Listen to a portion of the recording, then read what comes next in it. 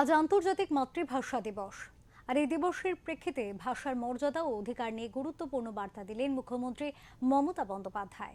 মাতৃভাষার প্রতি শ্রদ্ধা, ভাষাগত বৈচিত্র্যের সুরক্ষা এবং প্রতিটি ভাষার সমান সম্মানের দাবিতে সরব হয়েছেন তিনি।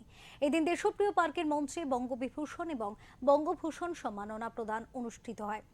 ২১ ভাষা দিবসের মঞ্চে রাজনৈতিক সমীকরণেও বড়সড় ইঙ্গিত মেলে। দেশপ্রিয় পার্কের অমর ২১ উদ্যানে আয়োজিত অনুষ্ঠানে মুখ্যমন্ত্রী মমতা বন্দ্যোপাধ্যায়ের পাশে দেখা গেল বিজেপির রাজ্যসভার সাংসদ তথা রাজবংশী সম্প্রদায়ের অন্যতম মুখ অনন্ত মহারাজকে। ভাষা দিবস উদযাপনে এদিন মঞ্চে উঠে অনন্ত মহারাজ রাজবংশী সম্প্রদায়ের অগ্রদূত চিলা রায়ের রচিত কবিতা পাঠ করেন।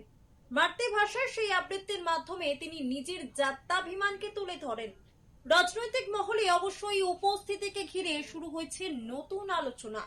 গত লোকসভা নির্বাচনের পর উত্তরবঙ্গ সফরে গিয়ে কোচবিহারে কার বাড়িতে যান মমতা বন্দ্যোপাধ্যায়, সেই সাক্ষাৎ থেকেই জল্পনার সূত্রপাত।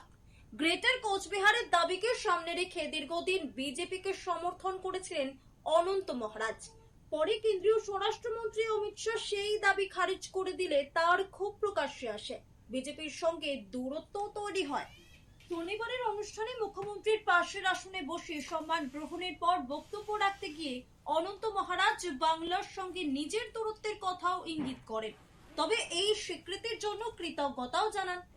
অনুষ্ঠান শেষে সাংবাদিকদের সামনে বিজেপির বিরুদ্ধে বঞ্চনার অভিযোগ তোলেন তিনি। উত্তরবঙ্গ, বিশেষ করে কোচ ও রাজবংশী জনজাতির উন্নয়নে কাজ না হওয়ার কথা বলেন। ভোটের মুখে এই ঘটনাকে ঘিরে প্রশ্ন উঠছে, রাজনৈতিক অবস্থান কি বদলাতে চলেছে? অনন্ত মহারাজের পরবর্তী পদক্ষেপ এখন রাজ্য রাজনীতির নজর কাড়া বিষয়। ব্যুরো রিপোর্ট, ওঙ্কার বাংলা।